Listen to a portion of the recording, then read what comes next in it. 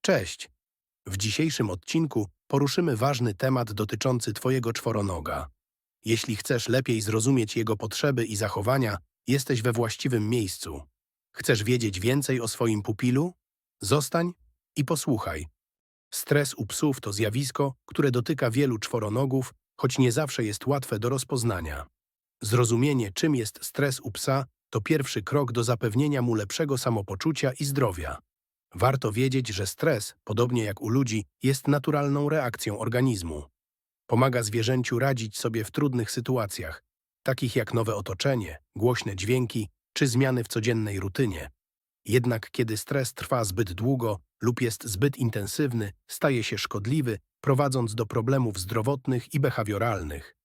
Niestety wielu właścicieli nie rozpoznaje objawów stresu u swoich pupili, co może mieć poważne konsekwencje.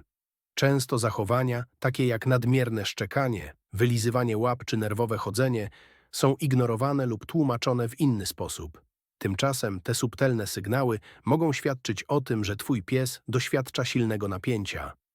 Nieleczony stres może prowadzić do poważniejszych problemów, zarówno fizycznych, jak i psychicznych. Dlatego tak ważne jest, aby właściciele potrafili zidentyfikować jego oznaki i wiedzieli, jak pomóc swojemu pupilowi.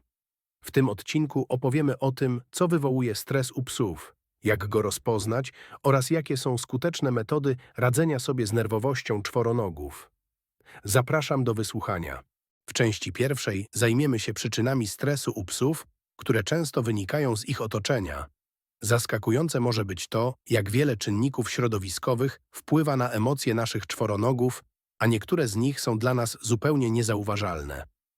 Pierwszym z tych czynników jest hałas. Burze, fajerwerki czy odgłosy budowy to jedne z najczęstszych źródeł stresu dla psów. Dla naszych pupili, które mają wyjątkowo czuły słuch, nagłe i głośne dźwięki mogą być przytłaczające.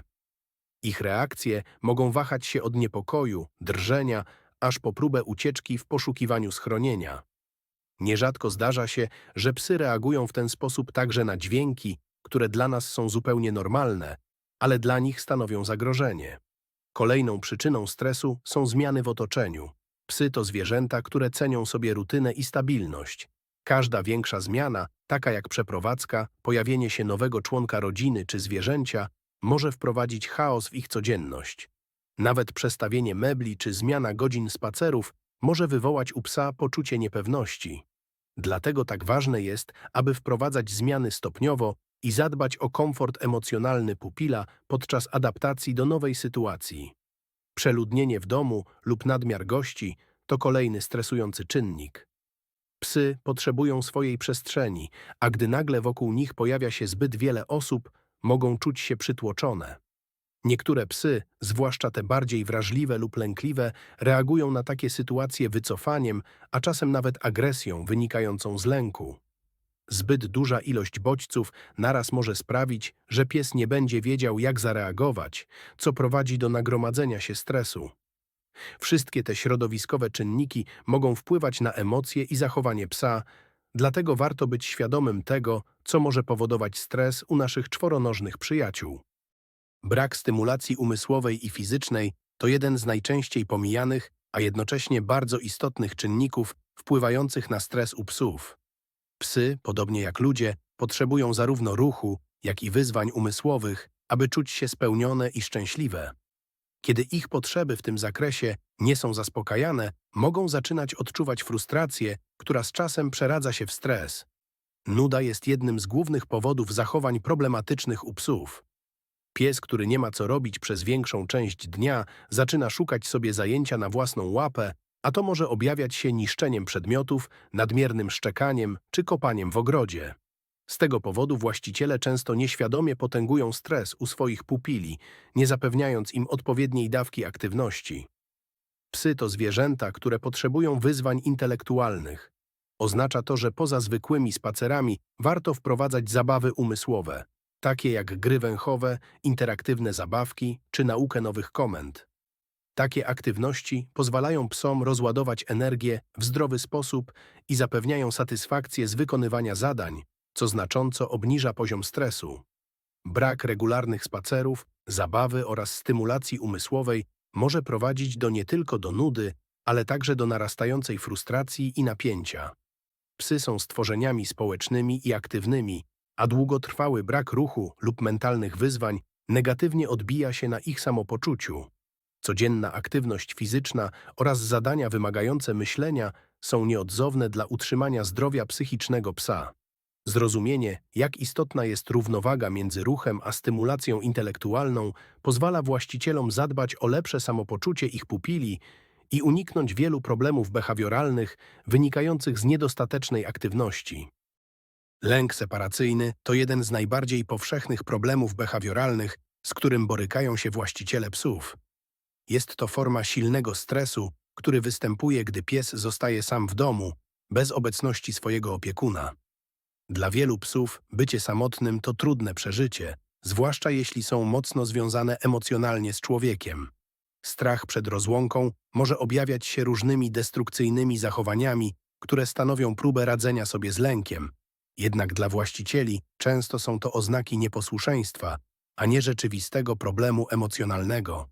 Psy cierpiące na lęk separacyjny często nie tolerują samotności, co objawia się już w momencie, gdy opiekun zaczyna szykować się do wyjścia z domu. Mogą wtedy zacząć nerwowo chodzić po domu, skomleć, a nawet wykazywać nadmierne pobudzenie. W momencie, gdy pies zostaje sam, jego stres osiąga szczyt, a to prowadzi do szeregu destrukcyjnych zachowań. Jednym z najczęstszych objawów lęku separacyjnego jest niszczenie przedmiotów. Pies, który odczuwa silny stres, może zacząć gryźć meble, drzwi, buty czy inne dostępne rzeczy. To nie jest złośliwość. Dla psa takie zachowanie jest próbą rozładowania emocji i radzenia sobie z niepokojem. Niszczenie przedmiotów może wynikać z potrzeby wyładowania nadmiaru energii i frustracji, której nie potrafi inaczej wyrazić. Wokalizacja to kolejny charakterystyczny objaw. Psy pozostawione same mogą skomleć, szczekać, a nawet wyć przez długie godziny. Często dzieje się tak, ponieważ pies próbuje zwrócić uwagę swojego opiekuna lub sąsiadów, mając nadzieję, że ktoś przyjdzie i złagodzi jego lęk. Wokalizacja jest wyrazem skrajnego niepokoju, a dla psa może stanowić próbę komunikacji, że potrzebuje wsparcia. Niestety takie zachowanie może prowadzić do konfliktów z sąsiadami, co potęguje stres zarówno u psa, jak i u opiekuna. Innym objawem jest nadmierne drapanie drzwi, ścian, okien lub legowiska. Pies, który nie potrafi sobie poradzić z samotnością, często drapie powierzchnię, próbując wydostać się lub znaleźć ucieczkę z sytuacji, która wywołuje u niego tak silny stres. Drapanie to także sposób na odwrócenie uwagi od nieprzyjemnych emocji, choć dla opiekunów takie zachowanie może być bardzo frustrujące. Często lęk separacyjny prowadzi także do problemów z toaletą. Pies, który jest w skrajnym stresie, może zacząć załatwiać się w domu, nawet jeśli wcześniej był nauczony czystości. Takie zachowanie wynika z braku kontroli nad emocjami, co wpływa na jego fizjologię. Dla właścicieli może to być trudne do zrozumienia, ale ważne jest, aby nie karać psa za takie incydenty. To tylko pogłębia jego niepokój. Warto pamiętać, że lęk separacyjny jest dla psa niezwykle trudnym doświadczeniem, ponieważ zwierzęta te są z natury społeczne i przywiązane do swojego stada, którym w tym przypadku jest opiekun. Kiedy ten znika, pies odczuwa strach przed odrzuceniem lub porzuceniem, co prowadzi do skrajnych reakcji. Dlatego też odpowiednie podejście i pomoc są kluczowe w radzeniu sobie z lękiem separacyjnym. Rozwiązaniem może być stopniowe przyzwyczajanie psa do samotności, trening oparty na pozytywnym wzmocnieniu, a w trudniejszych przypadkach konsultacja z behawiorystą. W wielu przypadkach pomocne okazują się także specjalne zabawki interaktywne, które absorbują psa w czasie nieobecności opiekuna, czy też używanie feromonów uspokajających, które pomagają zwierzęciu zrelaksować się. Zrozumienie lęku separacyjnego i odpowiednie postępowanie pozwalają nie tylko poprawić komfort życia psa, ale także zapobiec narastaniu problemów behawioralnych, które mogą być wyniszczające zarówno dla zwierzęcia, jak i dla opiekuna. Trauma i złe doświadczenia, które pies przeżył w przeszłości, mogą mieć długotrwały i głęboki wpływ na jego zachowanie, emocje oraz relacje z otoczeniem.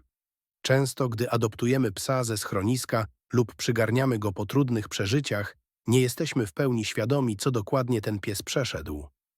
Niestety, złe doświadczenia z przeszłości, takie jak zła socjalizacja, brak właściwej opieki, zaniedbanie czy niewłaściwe traktowanie, mogą wywrzeć trwały ślad na jego psychice, co prowadzi do chronicznego stresu i różnorodnych problemów behawioralnych.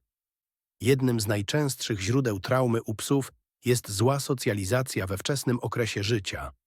Pies, który nie miał okazji zetknąć się z różnorodnymi sytuacjami, ludźmi i innymi zwierzętami w pozytywny sposób, może reagować na nie lękiem w dorosłości. Dla przykładu, pies, który w okresie szczenięcym nie miał kontaktu z innymi psami, może wykazywać agresję lub unikać kontaktu z nimi w późniejszym życiu. Podobnie, jeśli w tym kluczowym etapie rozwoju pies nie miał możliwości obcowania z różnymi dźwiękami, pojazdami czy obcymi ludźmi, może rozwijać fobie związane z tymi bodźcami.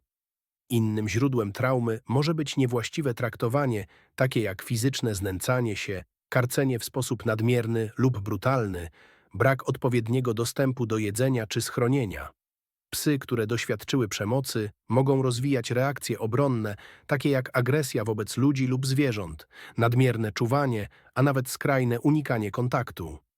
Każde podniesienie ręki lub głośniejszy ton głosu może wywołać u takiego psa strach, a nawet panikę, ponieważ przypomina mu to bolesne doświadczenia z przeszłości. Zaniedbanie, czyli brak odpowiedniej opieki, może również wpłynąć na rozwój problemów emocjonalnych u psa. Psy, które były przez długi czas pozostawiane same sobie, bez kontaktu z człowiekiem, mogą odczuwać nieufność wobec nowych opiekunów, a także wykazywać problemy z nawiązywaniem więzi. Zamiast postrzegać dom jako bezpieczne miejsce, pies może traktować nowe otoczenie z podejrzliwością, co prowadzi do izolowania się i unikania kontaktu z ludźmi. Zaniedbane psy często cierpią także na brak pewności siebie, co dodatkowo pogłębia ich problemy behawioralne. Trauma wpływa na codzienne życie psa na wiele różnych sposobów. Po pierwsze, pies, który doznał traumy, może reagować na sytuacje, które dla innych psów są zupełnie normalne, w sposób przesadzony lub nieadekwatny. Mogą to być sytuacje, które przypominają mu o traumatycznych wydarzeniach z przeszłości, na przykład widok obcej osoby, dźwięk kluczy lub stukot butów mogą wywołać nagłe napady lęku. Tego typu reakcje często zaskakują nowych opiekunów, ponieważ mogą wydawać się niewspółmierne do bodźca. Niemniej jednak dla psa, który doświadczył traumy, takie bodźce stają się bezpośrednim zagrożeniem, nawet jeśli nie ma realnego niebezpieczeństwa. Jednym z najtrudniejszych do przezwyciężenia skutków traumy jest chroniczny stres, który pies może odczuwać nawet w pozornie bezpiecznym otoczeniu. Taki pies może być w stanie ciągłej czujności, nie mogąc się w pełni zrelaksować. Objawia się to na przykład nadmiernym czuwaniem, brakiem głębokiego snu, drżeniem, zianiem, a czasem nawet odmową jedzenia. W skrajnych przypadkach pies może całkowicie wycofać się z interakcji z otoczeniem, unikać kontaktu z człowiekiem, czy nawet reagować agresją na próby nawiązania kontaktu. Oprócz nadmiernej czujności i lęku, trauma może prowadzić do rozwoju fobii u psów. Przykładem może być lęk przed specyficznymi dźwiękami, takimi jak odgłos burzy, samochodu czy nawet odkurzacza. Psy, które przeżyły traumatyczne doświadczenia związane z głośnymi dźwiękami, mogą reagować na nie skrajnie, uciekając, chowając się, a nawet wykazując destrukcyjne zachowania. Takie reakcje wynikają z niezdolności psa do poradzenia sobie z nagłym przypływem strachu. Trauma wpływa także na relacje psa z innymi zwierzętami oraz ludźmi. Psy, które doznały krzywdy od innych psów, mogą reagować agresją na próby zbliżenia się obcych zwierząt, co w skrajnych przypadkach prowadzi do izolacji społecznej. Z kolei psy, które doświadczyły przemocy ze strony ludzi, mogą bać się nowych osób, co znacznie utrudnia proces ich adopcji i integracji w nowym domu.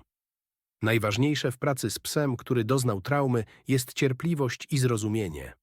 Taki pies potrzebuje czasu, aby nauczyć się na nowo ufać ludziom i otoczeniu. Proces rehabilitacji często jest długi, ale z odpowiednim podejściem, opartym na pozytywnym wzmocnieniu, cierpliwości i miłości, można pomóc psu pokonać lęki i zbudować na nowo pewność siebie. W niektórych przypadkach konieczna jest konsultacja z behawiorystą, który pomoże opracować plan działania dostosowany do indywidualnych potrzeb psa. Pomocne może być również tworzenie bezpiecznych rytuałów i rutyn, które pomogą psu poczuć się stabilniej i pewniej. Stopniowe wprowadzanie go do nowych sytuacji, bez nadmiernej presji, jest kluczowe dla budowania jego poczucia bezpieczeństwa. Ważne jest, aby właściciel psa był świadomy, że traumy nie można wyleczyć natychmiast, ale można z nią skutecznie pracować, wspierając swojego czworonoga w odzyskiwaniu zaufania i radości z życia. Trauma ma ogromny wpływ na codzienne życie psa, ale przy odpowiednim wsparciu i podejściu możliwe jest przywrócenie jego równowagi emocjonalnej oraz radości życia. Rozpoznanie objawów stresu u psa nie zawsze jest łatwe, ponieważ wiele zachowań, które mogą wydawać się normalne, może być sygnałem, że coś jest nie tak. Psy, podobnie jak ludzie, mają różne sposoby na wyrażanie swojego niepokoju, lęku czy stresu, a kluczem do zrozumienia ich emocji jest uważna obserwacja. Zmiany w zachowaniu są często pierwszym i najbardziej widocznym objawem, który sygnalizuje, że pies może być zestresowany. Jednym z najczęstszych sygnałów stresu jest nadmierne szczekanie, skomlenie lub wycie. Te wokalizacje mogą być sposobem psa na wyrażenie frustracji, strachu lub niepokoju. Na przykład pies, który zostaje sam w domu i cierpi na lęk separacyjny, może szczekać lub wyć przez cały czas nieobecności opiekuna. Szczekanie lub skomlenie może również pojawić się w sytuacjach, gdy pies czuje się zagrożony lub przytłoczony, na przykład podczas spotkania z nowymi osobami lub zwierzętami. W takich przypadkach wokalizacja stanowi próbę komunikacji i zwrócenia uwagi na swoje potrzeby emocjonalne. Unikanie kontaktu z ludźmi to kolejny istotny sygnał, że pies może być zestresowany. Pies, który wcześniej chętnie podchodził do ludzi, nagle zaczyna unikać ich obecności. Może wskazywać, że czuje się niekomfortowo w danej sytuacji. Może to przejawiać się chowaniem w kąt, unikaniem wzroku, a nawet ucieczką, gdy ktoś próbuje go pogłaskać. Takie zachowanie jest często wynikiem lęku lub niepokoju, który może być wywołany różnymi czynnikami, od stresujących sytuacji w domu po traumatyczne wspomnienia. Unikanie kontaktu z ludźmi to naturalna reakcja obronna, która pozwala psu chronić się przed tym, co postrzega jako zagrożenie. Nerwowe chodzenie w kółko lub ciągłe przemieszczanie się to również częsty objaw stresu. Pies, który nie może usiąść spokojnie, ciągle chodzi po domu lub ogrodzie, może odczuwać silne napięcie. To zachowanie wynika z potrzeby rozładowania nagromadzonego stresu. Psy często chodzą nerwowo, próbując znaleźć sposób na uspokojenie swoich emocji, jednak brak skutecznych strategii radzenia sobie z niepokojem sprawia, że zachowanie to się powtarza. Jeśli zauważysz, że twój pies jest wyjątkowo niespokojny i nie potrafi znaleźć sobie miejsca, może to oznaczać, że jest pod wpływem silnego stresu. Agresja, szczególnie w stosunku do innych zwierząt lub ludzi, jest jednym z najbardziej niepokojących objawów stresu. Pies, który czuje się zagrożony, może reagować agresją, nawet jeśli wcześniej nigdy nie wykazywał takich zachowań. Może to być forma obrony przed tym, co postrzega jako niebezpieczeństwo. W wielu przypadkach agresja jest odpowiedzią na silne napięcie emocjonalne, którego pies nie potrafi inaczej wyrazić. Agresja może być skierowana na inne zwierzęta, osoby obce, a nawet członków rodziny, co sprawia, że problem staje się poważny i wymaga szybkiej interwencji. Nadmierna nadpobudliwość to kolejny sposób, w jaki psy wyrażają stres. Zestresowany pies może być nadmiernie aktywny, ciągle biegać, skakać, przewracać rzeczy, a nawet atakować swoje zabawki z większą siłą niż zazwyczaj. Nadpobudliwość to często mechanizm obronny, który pozwala psu na próbę rozładowania nagromadzonej energii emocjonalnej. Tego typu zachowanie może być mylone z nadmiarem energii, ale jeśli pojawia się w sytuacjach stresowych lub po ich wystąpieniu, może być to oznaka, że pies próbuje radzić sobie z silnymi emocjami. Z drugiej strony, całkowite wycofanie się i apatia mogą być równie silnym sygnałem, że pies odczuwa stres. Pies, który nagle przestaje reagować na bodźce, traci zainteresowanie zabawą, spacerami lub interakcjami z opiekunem, prawdopodobnie przeżywa silne emocje. To zachowanie jest często widoczne u psów, które doświadczyły traumy lub długotrwałego stresu, a ich wycofanie się jest sposobem na uniknięcie dalszych bodźców stresujących. W skrajnych przypadkach pies może całkowicie wycofać się z interakcji, spędzając większość czasu w jednym miejscu, niechętnie opuszczając swoją bezpieczną przestrzeń. Obserwacja tych zmian w zachowaniu jest niezwykle ważna, ponieważ pozwala na wczesne wykrycie stresu u psa i podjęcie odpowiednich kroków. Im szybciej zareagujemy na te sygnały, tym łatwiej będzie pomóc naszemu pupilowi i zapobiec dalszemu pogłębianiu się problemów emocjonalnych. Zrozumienie, jak stres wpływa na zachowanie psa, to pierwszy krok do jego rozwiązania i zapewnienia mu wsparcia, którego potrzebuje. Aby pomóc psu radzić sobie ze stresem, jednym z najważniejszych kroków jest stworzenie dla niego bezpiecznej przestrzeni. Pies potrzebuje miejsca, w którym będzie czuł się chroniony i spokojny, zwłaszcza w momentach stresu, takich jak burza, fajerwerki czy inne niepokojące bodźce.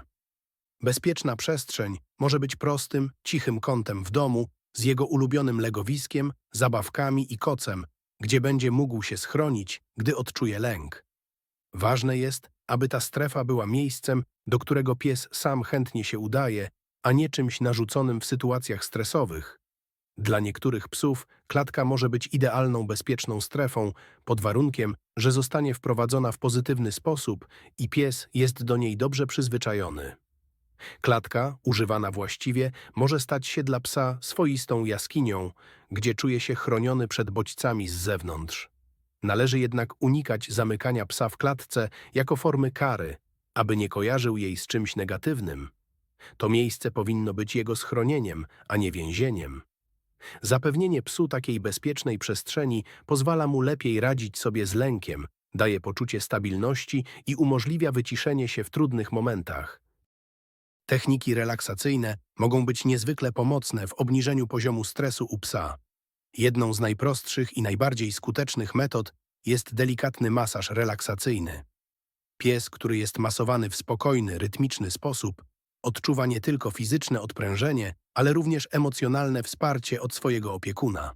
Masaże mogą pomóc w rozluźnieniu napiętych mięśni, a także w budowaniu więzi między psem a człowiekiem. Techniki oddychania stosowane przez opiekuna również mogą przynieść korzyści. Głębokie, spokojne oddychanie opiekuna działa relaksująco nie tylko na niego samego, ale również na psa. Psy są bardzo wrażliwe na emocje swoich opiekunów, dlatego jeśli człowiek jest spokojny, pies również może się wyciszyć. Kolejnym skutecznym sposobem jest używanie muzyki uspokajającej lub dźwięków natury, takich jak szum morza, deszczu czy śpiew ptaków. Wiele psów reaguje pozytywnie na te dźwięki, które pomagają im się zrelaksować i odciągnąć uwagę od stresujących bodźców. To proste, ale efektywne metody, które mogą być stosowane regularnie w celu utrzymania spokoju i równowagi emocjonalnej psa. Zabawa i stymulacja umysłowa to doskonałe sposoby na rozładowanie napięcia u psa i redukcję stresu. Psy, które mają możliwość angażowania swojego umysłu, są mniej skłonne do odczuwania lęku, ponieważ ich energia skierowana jest na zadania wymagające koncentracji. Zabawy umysłowe mogą pomóc odwrócić uwagę od stresujących bodźców, dając psu coś, na czym może się skupić. Istnieje wiele zabawek interaktywnych, które stymulują umysł psa, jak na przykład kule smakowe, które wymagają od psa myślenia, jak dostać się do ukrytej nagrody. Zabawki typu Kong, wypełnione przysmakami, również są świetnym narzędziem do długotrwałej zabawy, która absorbuje uwagę psa. Gry węchowe, gdzie pies musi odnaleźć ukryte smakołyki, to kolejny sposób na stymulację umysłową i jednocześnie formę zabawy, która działa relaksująco. Regularne włączanie takich aktywności w codzienną rutynę psa pomaga utrzymać jego umysł aktywny i zmniejsza poziom stresu, szczególnie w sytuacjach, które mogłyby go wywołać, jak samotność czy nuda. Wprowadzenie regularnej rutyny w życie psa jest jednym z najskuteczniejszych sposobów na zredukowanie stresu i stworzenie poczucia bezpieczeństwa. Psy są zwierzętami, które cenią sobie przewidywalność i stabilność. Kiedy każdy dzień ma jasno określony harmonogram, pies wie, czego się spodziewać, co minimalizuje lęk przed nieznanym i daje mu poczucie kontroli nad swoim otoczeniem. Regularne spacery, posiłki o stałych porach oraz czas przeznaczony na zabawę pomagają psu zrozumieć, że jego potrzeby zostaną zaspokojone w sposób przewidywalny. Taka struktura dnia daje psu komfort emocjonalny, co jest kluczowe, szczególnie dla psów podatnych na stres. Spacery o stałych porach nie tylko rozładowują nagromadzoną energię, ale także pomagają wzmocnić więź z opiekunem. Stałe godziny posiłków to również ważny element rutyny. Pies, który wie, że jedzenie pojawi się o określonym czasie, nie odczuwa niepokoju związanego z oczekiwaniem na jedzenie. Podobnie regularna zabawa i interakcje z opiekunem dają psu poczucie, że jest ważny i jego potrzeby są spełniane. Rutyna sprawia, że życie psa staje się bardziej uporządkowane, co redukuje poziom stresu i pomaga mu lepiej radzić sobie z ewentualnymi zmianami w otoczeniu. Feromony uspokajające i suplementy to dodatkowe narzędzia, które mogą wspierać psa w trudnych momentach i pomóc zredukować poziom stresu. Feromony uspokajające, dostępne w formie sprayów, obroży czy dyfuzorów, imitują naturalne substancje wydzielane przez matkę psa, które mają działanie kojące. Ich użycie może stworzyć w domu przyjazną i relaksującą atmosferę, która pomaga psu czuć się bezpieczniej, szczególnie w sytuacjach stresowych, takich jak przeprowadzka, nowi goście czy fajerwerki. Oprócz feromonów, naturalne suplementy i zioła mogą wspierać zdrowie psychiczne psa. Popularnym rozwiązaniem są oleje CBD, które mają działanie uspokajające i mogą być stosowane w przypadku lęków czy nadmiernej pobudliwości. Melisa i rumianek to zioła o właściwościach relaksujących, które również mogą pomóc w wyciszeniu psa w trudnych momentach. Warto jednak przed ich zastosowaniem skonsultować się z weterynarzem, aby dobrać odpowiednią dawkę i upewnić się, że są bezpieczne dla pupila. Włączenie tych naturalnych metod wspierania zdrowia psychicznego psa może być wartościowym uzupełnieniem innych technik, takich jak rutyna, stymulacja umysłowa czy techniki relaksacyjne, pomagając psu lepiej radzić sobie z codziennymi wyzwaniami. Długoterminowe rozwiązania w redukcji stresu u psa opierają się przede wszystkim na szkoleniu i odpowiedniej socjalizacji, które wspierają rozwój emocjonalny pupila i pomagają mu lepiej radzić sobie w różnych sytuacjach. Kluczem do sukcesu jest szkolenie oparte na pozytywnym wzmocnieniu, które nie tylko uczy psa pożądanych zachowań, ale również buduje jego pewność siebie. Kiedy pies wie, czego się od niego oczekuje i za co zostanie nagrodzony, czuje się pewniej w codziennych interakcjach. Regularne ćwiczenia, które wzmacniają relacje między psem a opiekunem, sprawiają, że pies jest mniej podatny na stres, ponieważ ma jasno określone ramy zachowania i większe poczucie kontroli nad otoczeniem.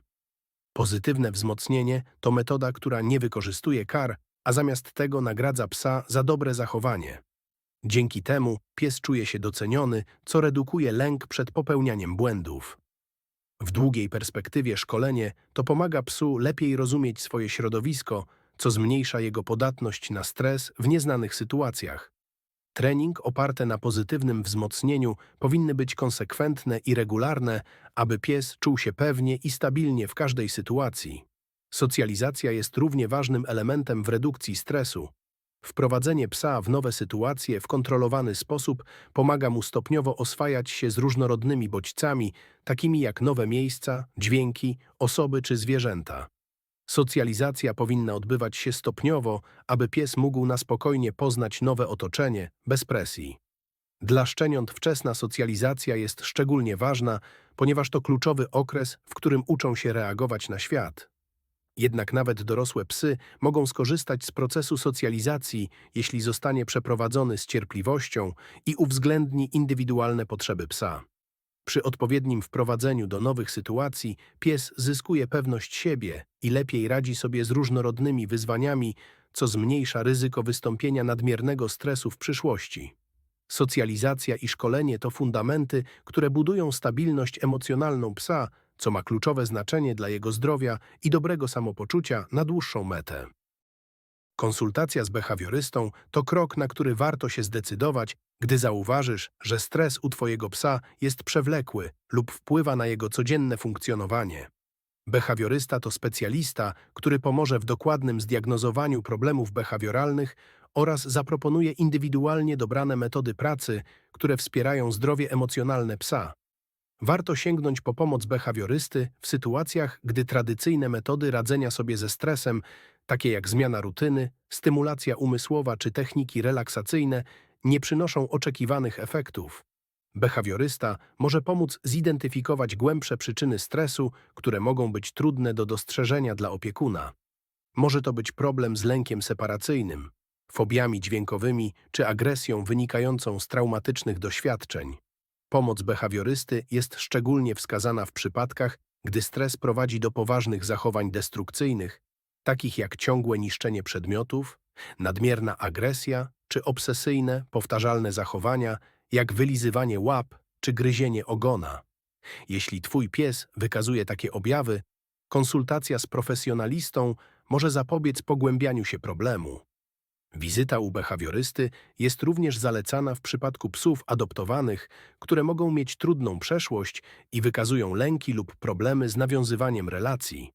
Specjalista pomoże stworzyć plan działania, który w dłuższej perspektywie pomoże psu zbudować stabilność emocjonalną i poczucie bezpieczeństwa w nowym domu.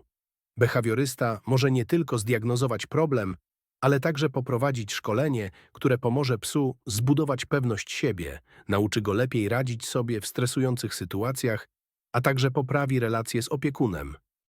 Podsumowanie i ważne wskazówki dla opiekunów. Rozpoznanie pierwszych oznak stresu u psa jest niezbędne dla jego zdrowia i dobrego samopoczucia. Obserwując zmiany w zachowaniu, takie jak nadmierne szczekanie, unikanie kontaktu czy nadpobudliwość, a także fizyczne objawy, jak zianie, drżenie czy problemy z trawieniem, możemy szybko zareagować i zapewnić psu wsparcie, zanim stres przekształci się w poważniejsze problemy behawioralne.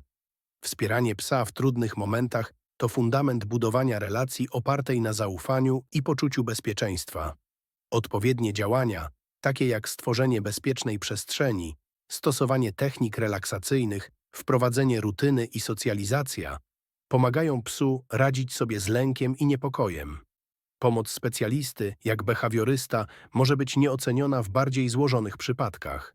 Zachęcamy również opiekunów do dbania o swoje emocje, ponieważ pies jest niezwykle wrażliwy na nasz nastrój. Zrozumienie, że nasze stresy i napięcia mogą wpływać na zachowanie psa, to pierwszy krok do stworzenia spokojnego i harmonijnego środowiska, które przyniesie korzyści zarówno nam, jak i naszym pupilom. Wzajemne wsparcie emocjonalne jest podstawą zdrowej relacji między człowiekiem a psem. Warto o tym pamiętać na co dzień. Dziękujemy za wysłuchanie dzisiejszego odcinka Kundel Podcastu. Mamy nadzieję, że zdobyte informacje pomogą Wam lepiej dbać o Waszych czworonożnych przyjaciół. Zapraszamy do słuchania kolejnych odcinków i dzielenia się nimi ze znajomymi. Jeśli podobał Wam się ten odcinek, prosimy o subskrybowanie naszego kanału, zostawienie łapki w górę lub komentarza. Wasze wsparcie pomaga nam tworzyć coraz lepsze treści. Dziękujemy.